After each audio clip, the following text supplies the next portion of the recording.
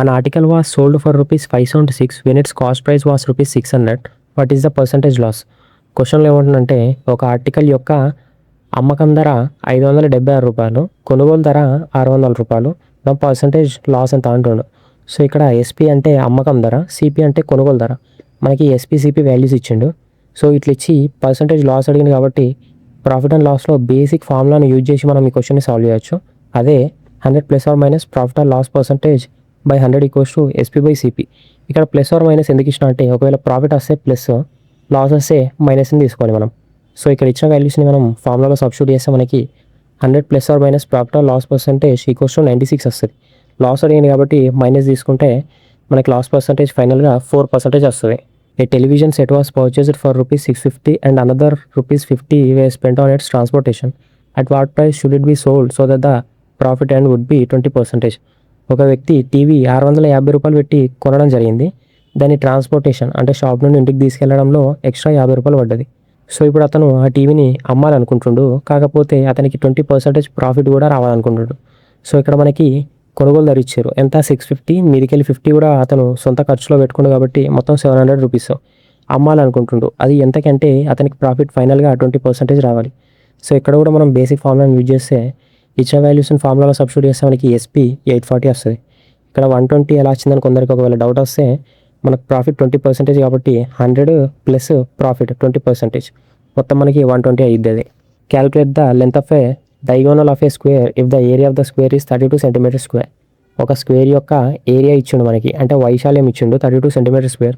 దాని డయాగోనల్ యొక్క లెంత్ అడుగుతుండు. ఇక్కడ మనం మెన్సురేషన్ ఫార్ములాస్ చూసుకుంటే ఒక స్క్వేర్ యొక్క పెరిమీటర్ అంటే చుట్టుకొలత మనకి ఫార్ములా 4x S, ఏరియాకి అంటే వైశాల్యానికి ఫార్ములా S స్క్వేర్, డయాగోనల్ అంటే ఈ మూల నుండి ఆ మూలకి ఒక లైన్ కొడితే దాన్ని డయాగోనల్ అంటాం. దాని యొక్క ఫార్ములా మనకి d ఈక్వల్స్ టు √2s వస్తుంది. సో ఇక్కడ మనకి ఏరియా ఇచ్చిండు కాబట్టి area equals to 32 centimetre square. ఏరియాకి మనకు formula S square, S square equals to 32 S √32. ఈ ఎస్ని మనం డయాగోనల్ ఫార్ములాలో సబ్స్టిట్యూట్ చేయాలి. d equals to √2s. ఇక్కడ S వాల్యూ √32 కాబట్టి d ఈక్వల్స్ టు మనకి √32 × 2 64 వస్తుంది. So √64 8 centimetres. డయాగోనల్ లెంత్ మనకి 8 సెంటీమీటర్స్ వస్తుంది. నెక్స్ట్ క్వశ్చన్ కూడా సేమే, కాకపోతే జస్ట్ రివర్స్ చేసిండు అంతే. ఇక్కడేం అడిగినంటే స్క్వేర్ యొక్క డయాగోనల్ లెంత్ 4 సెంటీమీటర్స్ అన్నాడు, కాకపోతే ఇక్కడ ఏరియా అడుగుతున్నాడు అంటే వైశాల్యం ఎంత అని అడుగుతుంది. సేమ్ ఫార్ములాస్ మొత్తం మళ్ళీ, కానీ ఇక్కడ ఫస్ట్ మనం డయాగోనల్తో స్టార్ట్ చేయాలి. Diagonal equals to √2 × S. Diagonal value 4 centimetre ఇచ్చింది కాబట్టి మనకి S 2√2 వస్తుంది. సో ఈ S వాల్యూని మనం స్క్వేర్ చేయాలి, ఎందుకంటే area formula S square. So మనం స్క్వేర్ చేస్తే 2√2 కాస్త మనకి 8 సెంటీమీటర్ స్క్వేర్ వస్తుంది. 2 runners A and B cover the same distance at the speeds of 15 km/h and 16 km/h respectively. If A takes 16 minutes more than B, then the distance in kilometer is. ఇక్కడ AB ఇద్దరు runners ఉన్నారు. వీళ్ళు certain distance పరిగెత్తాలనుకుంటారు. వాళ్ళ స్పీడ్స్ని చూసుకుంటే మనం ఏ speed 15 km/h, B speed 16 km/h. ఇక్కడ ఇంకేమన్నాడంటే ఏ 16 minutes B కన్నా ఎక్కువ తీసుకుంటుండు డెస్టినేషన్ రీచ్ కానీకి. సో వాళ్ళు అసలు కంప్లీట్గా పరిగెత్తిన డిస్టెన్స్ ఎంత? ఏ స్పీడ్ ఇచ్చిండో మనకి B స్పీడ్ ఇచ్చిండు. ఏది 15 km/h, Bది 16 km/h. దీన్ని చూసుకుంటే మనకి ఏమర్థం అవుతుంది అంటే B ప్రతి గంటకి 1 కిలోమీటర్ ఎక్స్ట్రా ఉరుకుతాడు ఏ కన్నా, ఎందుకంటే ఇతని 15, ఇతని 16. ఇంకో పాయింట్ ఏమన్నాడంటే ఏ B కన్నా 16 minutes ఎక్కువ తీసుకున్నాడు డెస్టినేషన్ రీచ్ కానీకి.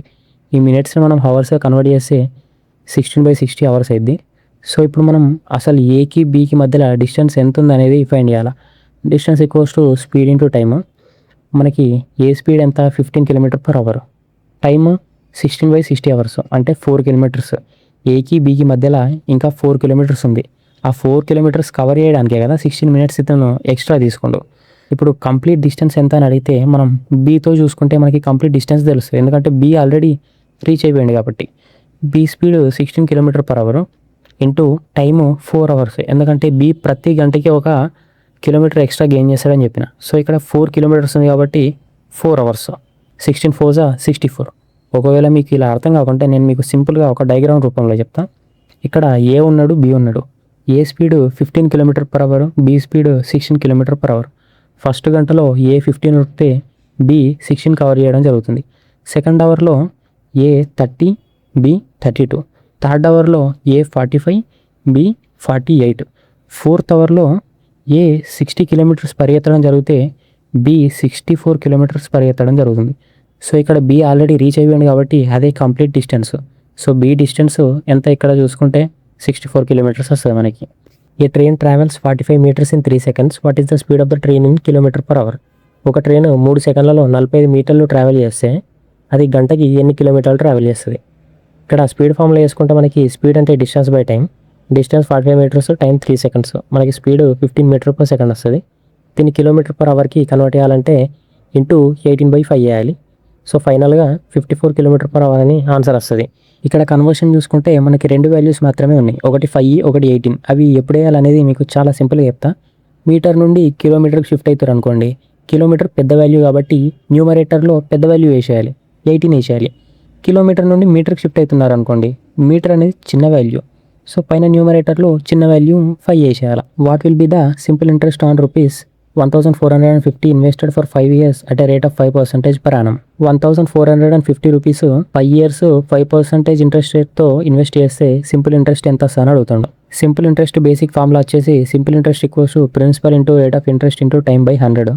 ఇచ్చిన వాల్యూస్ ఇంట్లో మనం సబ్స్టిట్యూట్ చేస్తే మనకు సింపుల్ ఇంట్రెస్ట్ 362.5 వస్తుంది. A sum of 1,250 amounts to 1,550 in 4 years. What is the simple interest rate. 1,250 rupees 4 yearsలో 1,550 రూపీస్ అయినాయి. సింపుల్ ఇంట్రెస్ట్ రేట్ ఎంత అని అడుగుతాడు. ఇలాంటి క్వశ్చన్ చాలా సింపుల్. ఫస్ట్ మన దగ్గర ఎంత అమౌంట్ ఉంది అంటే అసలు ఎంత ఉంది అనేది చూసుకోవాలా. ఫస్ట్ ఎంత ఉంది 1,250, అది ప్రిన్సిపల్ అనుకోవాలి. ప్రిన్సిపల్ ఆర్ సమ్ రెండు ఒకటే. అమౌంట్ అంటే చివరగా ఎంత అయింది, ఫస్ట్ ఎంత ఉంది చివరగా ఎంత అయింది. చివరగా అయిందని మనం అమౌంట్ అనుకోవాలా. అమౌంట్ మనకి 1,550. ఇప్పుడు amount equals to principal plus simple interest, ఇది ఫార్ములా. ఇక్కడ నుండి మనం సింపుల్ ఇంట్రెస్ట్ని తీస్తే మనకి 300 వస్తుంది వాల్యూ. సింపుల్ ఇంట్రెస్ట్ వాల్యూ ఇక్కడ మనం సబ్స్టిట్యూట్ చేసి మిగిలిన వాల్యూస్ ప్రిన్సిపల్ అంటే 1,250, సింపుల్ ఇంట్రెస్ట్ 300 వచ్చింది. మనకి ఇప్పుడు రేట్ ఆఫ్ ఇంట్రెస్ట్ కావాలి కాబట్టి దాన్ని నెక్స్ట్ అనుకుంటాం. Time already 4 years by 100. మనకి ఇక్కడ రేట్ ఆఫ్ ఇంట్రెస్ట్ 6% వస్తుంది. ఇది నార్మల్ సింప్లిఫికేషన్ ఫార్ములా. జస్ట్ ఇచ్చిన రేషియోస్ని మనం ఇటు సైడ్ రాసుకొని దాన్ని క్రాస్ మల్టిప్లికేషన్ చేస్తే మనకి x2 వస్తుంది. ఆ వచ్చిన ఎక్స్ని క్వశ్చన్లో సబ్స్టిట్యూట్ చేసినాం అనుకో మనకి 2:1 రేషియో వస్తుంది. చాలా సింపుల్ ఫార్ములా, ఇది ఎక్స్ప్లెయిన్ చేయాల్సిన అవసరం లేదనుకుంటున్నా. The average age of a family of 5 members is 20 years with the youngest member being 5 years old. What was the average age in years of the family just before the birth of the youngest member. 5 ఉండే ఒక family యొక్క average age 20 years. ఆ ఫ్యామిలీలో అందరికన్నా చిన్నవాడైన person యొక్క age 5 years. Question ఏం అడుగుతుందంటే ఆ అందరికన్నా చిన్నవాడు ఉన్నాడు కదా అబ్బాయి, అతని బర్త్ కన్నా ముందు ఈ ఫ్యామిలీ యొక్క యావరేజ్ ఏజ్ ఎంత, అంటే అతను పుట్టకన్నా ముందు ఈ ఫ్యామిలీ యొక్క యావరేజ్ ఏజ్ ఎంత. ఫ్యామిలీ టోటల్ ఏజ్ చూసుకుంటే మనకి average age into number of people. Number of people 5 members, average age 20, 100 years వస్తుంది మనకి. ఇది పాయింట్ నెంబర్ 1. ఫ్యామిలీలో అందరికన్నా చిన్న అబ్బాయి ఏజ్ ఇప్పుడు 5 years. ఆ అబ్బాయి ఎప్పుడైతే పుట్టాడో అప్పుడు మనం ఒకసారి బ్యాక్కి ట్రావెల్ చేస్తే, టైం ట్రావెల్ చేస్తే ఫ్యామిలీలో అందరూ 5 years లాస్ అవుతారు. ఎందుకంటే అబ్బాయి ప్రజెంట్ ఏజ్ 5 years. మనం అతను పుట్టిన రోజుకి బ్యాక్ ట్రావెల్ చేస్తే ఫ్యామిలీలో ఉన్న అందరూ 5 years లాస్ అవుతారు. సో 5 members, ఆ అబ్బాయితో కలిపి 5 members 5 years లాస్ అవుతారు కాబట్టి టోటల్ లాస్ 25 years. ఆ 5 members యొక్క టోటల్ ఏజ్ ప్రజెంట్ ఎంత 100 years. బట్ ఆ అబ్బాయి పుట్టినరోజు మనం బ్యాక్ వెళ్తే అప్పుడు వాళ్ళ టోటల్ ఏజ్ ఎంత 75 years. ఎందుకంటే 25 years లాస్ అయ్యారు. ఆ 5 members 5 years బ్యాక్ వెళ్ళారు కాబట్టి 5 members 5 years లాస్ అవుతారు. 5 5 25 కాబట్టి 100లోకి వెళ్ళి 25 పోతే 75. అంటే అబ్బాయి పుట్టినరోజు ఆ ఫ్యామిలీ యొక్క మెంబర్స్ యొక్క టోటల్ ఏజ్ 75 years. ఇప్పుడు ఫ్యామిలీ మెంబర్స్ కౌంట్ తీసుకుంటే మనం 4 members మాత్రమే కౌంట్ చేయాలి. ఆ పుట్టిన పిల్లవాడిని కౌంట్ చేయొద్దు, ఎందుకంటే అతను 1 year కూడా కాలేడు ఇప్పటికీ, ఆ రోజే పుట్టింది కాబట్టి జస్ట్ ఫ్యామిలీ మెంబర్స్లో 4 members మాత్రమే మనం కౌంట్ చేయాలి. ఇక ఫైనల్గా యావరేజ్ ఏజ్ క్వశ్చన్లో అడిగినట్టు తీసుకుంటే టోటల్ ఏజ్ 75 years. ఎంత మళ్ళీ 4 members, 75/4 మనకి 18.75 years వస్తుంది. ఇది యావరేజ్ ఏజ్, ఆ 4 members యొక్క average age. 15% of 120% of 150 is equal to. ఇలాంటి క్వశ్చన్స్ మనకి ఎగ్జామ్లో కనిపిస్తే లెఫ్ట్ నుండి రైట్ సైడ్ సాల్వ్ చేసే బదులు రైట్ నుండి లెఫ్ట్ సైడ్ సాల్వ్ చేయాలి మనం దీన్ని. 120% ఆఫ్ 150 మనకి 180 వస్తుంది ఆన్సర్. 15% ఆఫ్ 180 మనకి 27 వస్తుంది ఆన్సర్. సో ఇలాంటి క్వశ్చన్స్ ఆన్సర్ మనం లెఫ్ట్ నుండి రైట్ సైడ్ చేసే బదులు రైట్ నుండి లెఫ్ట్ సైడ్ చేయాలి. దీని answer 27. 150 of Amit's pocket money was spent on a pair of shoes and 75 on a watch. The total amount spend was 3/4 of his total pocket money. What was the amount received by Amit's as a pocket money. Amit అనే వ్యక్తి 150 rupees shoes పైన ఖర్చు పెట్టాడు, 75 rupees watch పైన ఖర్చు పెట్టాడు. క్వశ్చన్లో ఏమంటుందంటే అతను ఖర్చు పెట్టిన వాల్యూ అతని టోటల్ వాల్యూలో 3/4 పార్ట్. ఇప్పుడు ఆయన టోటల్ పార్ట్ ఎంత అని అడుగుతుండు. అమిత్ స్పెండింగ్ చూసుకుంటే మనం షూస్ పైన 150 ఖర్చు పెట్టిండు, వాచ్ పైన 75. సో టోటల్ 225 అయింది. అమిత్ టోటల్ మనీ ఎంత అని అడుగుతుండు. 225 అనేది 3/4 పార్ట్ అని క్వశ్చన్లో చెప్పడం జరిగింది. నేను చాలాసార్లు చెప్పా, కిందిది ఒరిజినల్ వాల్యూ, పైనది పెరగడం లేదా తగ్గడం వాల్యూ అని. సో అమిత్ ఖర్చు పెట్టాడు కాబట్టి కొన్ని మనీ తగ్గుతాయి. సో పైనది ఆల్రెడీ చేంజ్ అయిన వాల్యూ, అంటే పెరిగినా లేకుండా తగ్గిన వాల్యూ. ఇక్కడ 3 అనేది 3 పార్ట్స్ ఖర్చు పెట్టాడు. So 3 parts value 225. అతనికి మొత్తం ఎన్ని పార్ట్స్ ఇచ్చారు వాళ్ళ పేరెంట్స్? 4 పార్ట్స్ ఇచ్చారు. సో 4 పార్ట్స్ ఎంత అని అడుగుతారు క్వశ్చన్లో. ఎక్స్ మనకి 300 వస్తుంది, అంటే 300 మనీ ఇస్తే 225 ఖర్చు పెట్టాడు. The units digit of 1373 to the power of 36 minus 1442 to the power of 20 is. ఇలాంటి క్వశ్చన్స్ని ఎలా సాల్వ్ చేయాలంటే, కింద బేస్ వాల్యూలో ఎన్ని నెంబర్స్ అన్నీ ఉండని, అవన్నీ మనకు అవసరం లేదు. జస్ట్ ఒక్క వాల్యూని మాత్రం మిగిలించి మిగతా వాల్యూస్ అన్నీ కొట్టేయాలి. పైన పవర్లో ఎన్ని వాల్యూస్ అన్నీ ఉండని, అది కూడా మనకు అవసరం లేదు. జస్ట్ 2 వాల్యూస్ని మిగిలించి మిగతా అన్నిటిని క్యాన్సిల్ చేసేయాలి. సో బేస్ వాల్యూలో 1, పవర్ వాల్యూలో 2. వీటిని క్యాన్సిల్ చేశాక ఆ మిగిలిన పవర్ వాల్యూస్ ఉంటాయి కదా, ఆ వాల్యూస్ని మనం 4తో డివైడ్ చేయాలి. డివైడ్ చేసి వచ్చిన రిమైండర్ ఉంటుంది కదా, ఆ రిమైండర్ వాల్యూని మనం బేస్ వాల్యూకి పవర్గా రాసుకోవాలి. బట్ ఇక్కడ 0 0 వస్తే నేను 4 4 ఎందుకు రాసినా మీకు డౌట్ రావచ్చు. ఇక్కడ చిన్న పాయింట్ ఏంటంటే, ఇక్కడ మనకి ఆప్షన్స్లో ఇక్కడ 36 4తో డివైడ్ అయింది కాబట్టి మనకి 0 వచ్చింది. 0 వస్తే 0 రాయకుండా 4 రాసుకోవాలి. ఒకవేళ 36 కాకుండా 37 ఉంటే మనకి రిమైండర్ 1 వస్తుంది. 38 ఉంటే 2 వస్తుంది. 39 ఉంటే 3 వస్తుంది. మళ్ళీ 40 వస్తే 4 14 డివైడ్ చేస్తుంది కాబట్టి అప్పుడు కూడా 0నే వస్తుంది. బట్ 0 రాయద్దు మనం పవర్లో, 0 ప్లేస్లో 4 రాయాలి. ఇది ఒక చిన్న ఎక్సెప్షన్. 0 ప్లేస్లో 4 రాయాలి. సో ఇక్కడ 3/4 మైనస్ 2/4 మనకి 65 వస్తుంది. యూనిట్ డిజిట్ అడిగిండు. యూనిట్ డిజిట్ అంటే లాస్ట్ డిజిట్. ఉన్న మొత్తం వాల్యూలో లాస్ట్ డిజిట్ని మనం యూనిట్ డిజిట్ అంటాం. సో 65లో లాస్ట్ డిజిట్ 5 కాబట్టి దీని answer 5. The difference between the roots of the equation x² minus 6x minus 16 equals to 0 is. So equation చాలా సింపుల్. మనం ఏమైనా 2 వాల్యూస్ తీసుకోవాలి. ఆ వాల్యూస్ని ఐదర్ యాడ్ చేసినా లేకుంటే సబ్ట్రాక్ట్ చేసినా ఈ మిడిల్ వాల్యూ రావాలి. ఆ 2 వాల్యూస్ని మనం ప్రోడక్ట్ చేస్తే, అంటే మల్టిప్లికేషన్ చేస్తే ఈ లాస్ట్ వాల్యూ రావాలి. ఇది మెయిన్ కాన్సెప్ట్. సో ఈక్వేషన్ని మనం x² minus 8x minus 2x minus 16 equals to 0గా రాసుకోవచ్చు. ఎందుకంటే మైనస్ 8xలోకి వెళ్ళి 2x పోతే మైనస్ 6x ఉంటుంది. సో దీన్ని మనం సపరేట్గా చేస్తే మనకి x వాల్యూ 8, -2 వస్తుంది. క్వశ్చన్లో ఏమడిగిందంటే ఆ 2 వచ్చిన వాల్యూస్ మధ్యలో డిఫరెన్స్ అడిగాడు. సో 8కి -2కి డిఫరెన్స్ 10 ఆన్సర్. ఒకవేళ క్వాడ్రాటిక్ ఈక్వేషన్ మరీ కాంప్లికేట్గా వస్తే ఎలా సాల్వ్ చేయాలనేది ఒక చిన్న ట్రిక్ రూపంలో చెప్తాను మీకు. ఇప్పుడు చేసిన క్వశ్చన్ మళ్ళీ ఒకసారి ఎగ్జాంపుల్ కింద తీసుకుంటే x² minus 6x minus 16 equals to 0. ఇది ఏ ఫార్మాట్లో ఉందంటే ax² plus bx plus c. ఇక్కడ అందరికి తెలిసిన విషయం ఏంటంటే మనం 2 రూట్స్ని అజంప్షన్ చేసుకోవాలి. ఆ 2 రూట్స్ ఎలా ఉండాలంటే వాటిని ఐదర్ ప్లస్ ఆర్ సబ్ట్రాక్ట్ చేస్తే మిడిల్ వాల్యూ రావాలి. ఆ 2 రూట్స్ మనం మల్టిప్లికేషన్ చేస్తే ఈ ఎండ్ వాల్యూ రావాలి. ఇది అందరికి తెలిసిన విషయమే. సో ఇప్పుడు మనం ఎలా సాల్వ్ చేస్తామంటే ఈ మిడిల్ వాల్యూని మనం జస్ట్ హాఫ్ చేయాలి. బేసిక్ క్వాడ్రాటిక్ ఈక్వేషన్ ఎలా సాల్వ్ చేస్తారంటే ఈ 2 రూట్స్ని చాలా వరకు అజంప్షన్ చేస్తారు. 2 రూట్స్ m n అనుకోండి, వీటిని యాడ్ ఆర్ సబ్ట్రాక్ట్ చేస్తే మనకు -6 రావాలి. సో చాలామంది ఎలా చేస్తారు, -3 -3 -6 వస్తుంది, -4 -2 -6 వస్తుంది, -5 -1 కూడా వస్తుంది, -6 -0 కూడా వస్తుంది. బట్ -0 మనం తీసుకోం, ఎందుకంటే ఇక్కడ ప్రోడక్ట్ చేస్తే -16 రావాలి కాబట్టి ఇది మన ట్రిక్లో ప్లస్ మళ్ళీ ఆ బేసిక్ మెథడ్లో కూడా దీన్ని తీసుకోరేవాళ్ళు.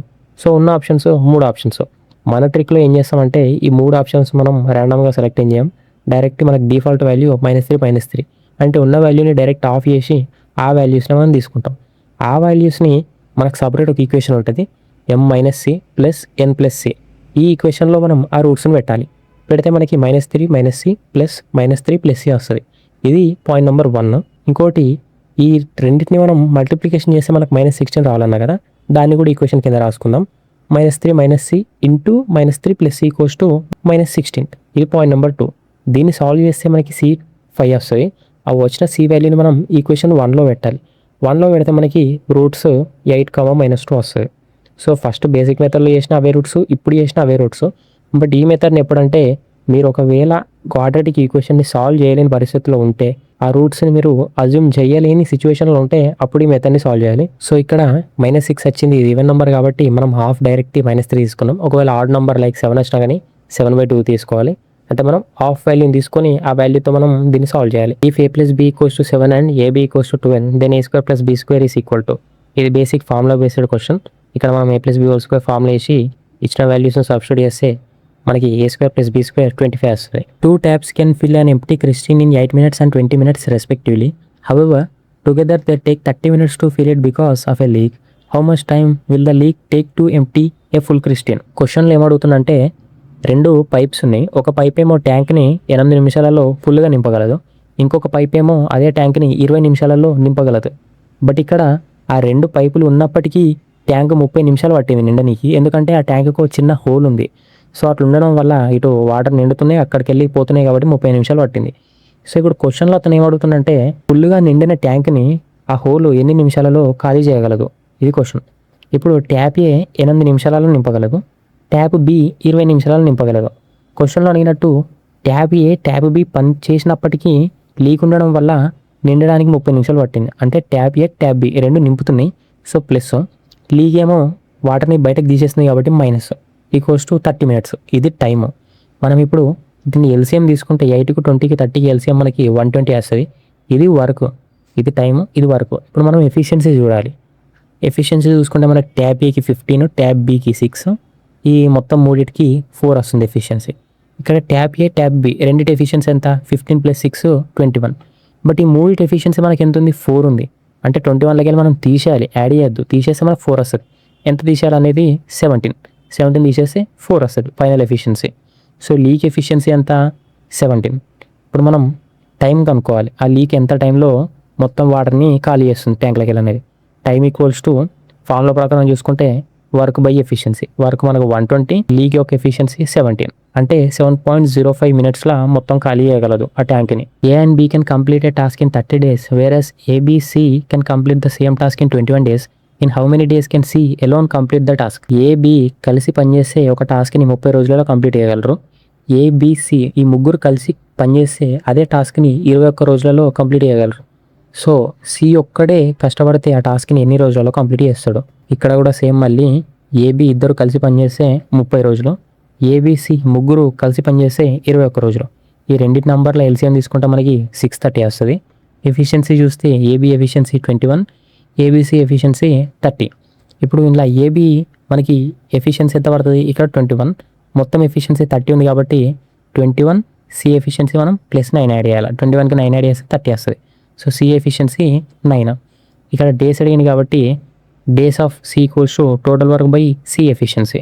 టోటల్ వర్క్ ఎంత, 630, సి ఎఫిషియన్సీ ఎంత, 9. సో ఎన్ని డేస్లో కంప్లీట్ చేస్తాడు, 70 డేస్లో కంప్లీట్ చేస్తాడు సి ఒక్కడే పని చేస్తే. Tap A can fill an empty swimming pool in 10 hours, tap B can fill it in 15 hours. How much time will 2 taps take to fill the empty pool together? మళ్ళీ same type of question. Tap A అంటే pipe ఏ ఒక swimming పూల్ని 10 hours fill చేస్తుంది, అదే pipe B 15 hours fill చేస్తుంది. ఇప్పుడు ఈ రెండు కలిసి ఆ పూల్ని ఎన్ని అవర్స్లో ఫిల్ చేయగలమని అంటారు. A time 10 hours, B time 15 hours. రెండింటి ఎల్సిఎం తీసుకుంటే మనకు 30 వస్తుంది. ఆ 30 మనకి వర్క్. ఇప్పుడు ఎఫిషియన్సీ చూస్తే ఏకి 3, బికి 2, 15 2 30, 10 3 30 కదా. So efficiency 3-2. ఇప్పుడు టైం మనకి రెండింటి టైం అడిగాడు, కలిసి రెండింటిని యాడ్ చేసిన టైం అడిగాడు. టోటల్ వర్క్ ఏమో 30, రెండింటి యాడ్ చేసిన efficiency 3 + 2 5. So 30/5 equals to 6 hours. ఆ రెండు కలిసి ఆ స్విమ్మింగ్ పూల్ని 6 hours ఫిల్ చేయగలవు. D is the mid point of line segment A B. The coordinates of A and D are 2,4 and -1,3 respectively. The coordinates of B are. క్వశ్చన్లో ఇచ్చిన ప్రకారం A B లైన్ని డి పాయింట్ మిడ్ పాయింట్గా కట్ చేసింది. A coordinates 2,4, B coordinates -1,3. B coordinates ఎంత అని అడుగుతాడు. దీనికి మనకు సపరేట్ ఫార్ములా ఉంటుంది కోఆర్డినేట్ జామెట్రీలో. Capital X equals to mx2 + nx1/m+n, capital Y equals to my2 + ny1/m+n. So ఇప్పుడు ఆ లైన్లో మనం ఒక్కొక్క వాల్యూని సబ్స్టిట్యూట్ చేస్తే ఏ వాల్యూస్ 2,4 అది x1, y1, డి వాల్యూస్ -1,3 అది capital X capital Y, B values ఎంత అని అడుగుతుండు కోఆర్డినేట్స్. అండ్ ఈ డి మిడ్ పాయింట్గా కట్ చేసింది కాబట్టి m 1 వస్తుంది, n 1 వస్తుంది, ఈక్వల్గా కట్ చేసింది కాబట్టి ఈ ఉన్న వాల్యూస్ని ఫైనల్ ఫార్ములాలో సబ్స్టిట్యూట్ చేస్తే మనకి x2, y2 -4,2 వస్తుంది. The sum of all internal angles of a quadrilateral is. Quadrilateral అంటే ఏంటంటే ఒక 4 లైన్స్ జాయిన్ చేసిన ఒక షేప్, అది ఏదైనా కావచ్చు, స్క్వేర్, రాంబోస్, ట్రెపీజియం, రెక్టాంగిల్, ఒక 4 లైన్స్. సో ఒక 4 లైన్స్తో జాయిన్ చేసిన షేప్ని మనం క్వాడ్రిలేటరల్ అంటాం. దాని ఇంటర్నల్ యాంగిల్స్ అంటే దాని లోపల ఉన్న యాంగిల్స్ ఎంత అని అడగడం జరిగింది. దీనికి మనకు సపరేట్ ఫార్ములా ఉంది, అదేంటంటే n - 2 × 180 degrees. ఇక్కడ n అనేది సైడ్స్, క్వాడ్రిలేటరల్కి నేను 4 సెట్స్ ఉంటాయని చెప్పిన కదా. సో ఎన్ 4 - 2 × 180 360 డిగ్రీస్ వస్తుంది. సో ఒక స్క్వేర్ అయినా, ఒక రెక్టాంగిల్ అయినా, ఒక రాంబస్ అయినా, ఒక ట్రెపిజియం అయినా దాని లోపల ఉన్న internal angles 360 degrees. The areas of 2 similar triangles XYZ and LMN are 49 cm² and 9 cm² respectively. If LM equals to 9 cm, then the length of XY is. రెండు ట్రయాంగిల్స్ ఇచ్చిండు XYZ, దీని area అంటే వైశాల్యం 49 cm² అన్నాడు. అలాగే ఇంకోటి LMN ఇచ్చిండు, దాని వైశాల్యం 9 cm² అన్నాడు. ఇక్కడ LM 9 cm అంటుండు, XY ఎంత అది ఫైండ్ చేయాలి. దీనికి సపరేట్ ఫార్ములా ఏంటంటే ఏరియా, ఈ ట్రయాంగిల్ ఉంది కదా XYZ area by LMN area equals to దాని సైడ్ స్క్వేర్ అంటే XY by LM² YZ plus MN² ZX plus LN². ఇక్కడ మనకి ఏరియా XYZది 49, LM అనేది 9 ఈక్వల్స్ టు మనం XY సైడ్ ఫైండ్ చేయాలి కాబట్టి X అనుకుందాం. కింద LM ఆల్రెడీ లెంత్ మనకి 9 cm అని ఇచ్చిండు. సో దీన్ని సాల్వ్ చేస్తే మనకి X ఈక్వల్స్ టు 21 cm వస్తుంది. అంటే XY distance 21 cm. The HCF of 2 numbers is 9 and their LCM is 252. The sum of numbers is. ఇక్కడ 2 నంబర్స్ ఉన్నాయి, వాటి యొక్క HCF 9 అండ్ వాటి LCM 252. ఆ నంబర్స్ యొక్క అడిషన్ ఏందని అడుగుతుంది. ఇక్కడ 2 నంబర్స్ HCF 9 అన్నప్పుడు ఆ 2 నంబర్స్ 9 మల్టిపుల్స్ అయ్యి ఉంటాయి ఖచ్చితంగా. సో ఒకటి 9A ఒకటి 9B అనుకుందాం. ఇంకోటి అందరికి తెలిసిన ఫార్ములానే product of 2 numbers equals to LCM × HCF. ఇది చాలాసార్లు చెప్పినాను నేను మీకు. సో ఆ 2 నంబర్స్ ఏంది, ఒకటి 9A × 9B equals to LCM ఎంత 252 ఇంటూ HCF ఎంత 9. సో దీన్ని సాల్వ్ చేస్తే మనకి AB ఈక్వల్స్ టు 252/9 వస్తుంది. ఇక్కడ AB 28 కాబట్టి AB పాసిబుల్ నంబర్స్ 74 అవుతాయి, ఎందుకంటే 7 4 28 కదా, మ్యాక్సిమం పాసిబుల్ రూట్స్ అవే అవుతాయి. ఇప్పుడు ఆ నంబర్స్ యొక్క సమ్ అడగడం జరిగింది కాబట్టి 9A + 9B ఈక్వల్స్ టు ఎంత, ఇది క్వశ్చన్. 9 × 7 + 9 × 4 రెండింటి నంబర్స్ 9 కాబట్టి 7 4 అటు ఇటు అయినా పెద్ద ప్రాబ్లం ఏమి ఉండదు. సో దీని ఆన్సర్ 63 + 36 మనకి 99 వస్తుంది. The smallest number that can be added to 5 6 7 8 9 to make it divisible by 345 is X. What is the sum of digits of X. క్వశ్చన్లో ఏమంటుందంటే మనం ఒక నంబర్ని 345తో యాడ్ చేస్తాం.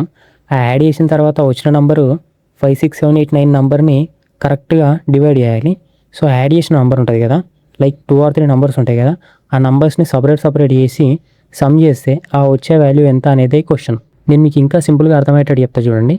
మన దగ్గర ఒక ట్రే ఉందనుకోండి, అందులో స్లాట్స్ ఉన్నాయి. ఆ స్లాట్స్లో మనం కొన్ని చాక్లెట్లు నింపాలి. ఇది మెయిన్ పాయింట్. ఇక్కడ ప్రతి స్లాట్లో 345 చాక్లెట్స్ నింపాలి, అది మెయిన్ గోల్. మొత్తం ఆ ట్రేలో 5 6 7 8 9 చాక్లెట్స్ పడతాయి. సో అలా మనం పంచుకుంటూ పోతే మనకి 164 స్లాట్స్లలో 345 చాక్లెట్స్ కరెక్ట్గా నిండుతాయి. ఒక స్లాట్లో మాత్రం నిండవు. అందులో ఎన్ని చాక్లెట్స్ నిండుతాయి అంటే 209 చాక్లెట్స్ మాత్రం నిండుతాయి. ఇంకా ఎన్ని నిండాయని చూసుకుంటే 345లోకి వెళ్ళి మనం 209 తీసేస్తే మనకి ఇంకా 136 చాక్లెట్స్ కావాలి. మొత్తం దాన్ని కూడా 345 చేసి ఆ స్లాట్ కూడా కంప్లీట్గా నింపడానికి. సో మనకు వచ్చిన నంబరు 136.